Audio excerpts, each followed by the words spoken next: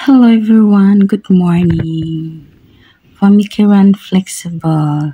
Kita baca buku ini sama-sama guys ha. Untuk pengetahuan, pengalaman tambahan untuk kita. Oke, saglit.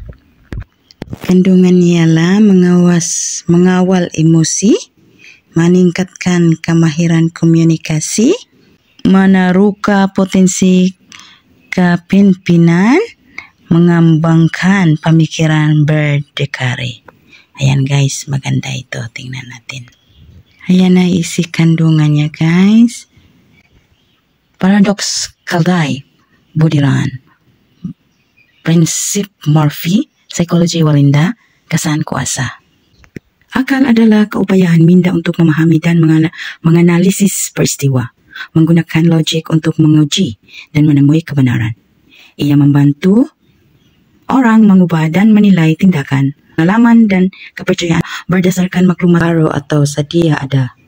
Akal adalah alat pemikiran manusia yang unik, berkait rapat dengan pemikiran, persepsi, dan pertimbangkan.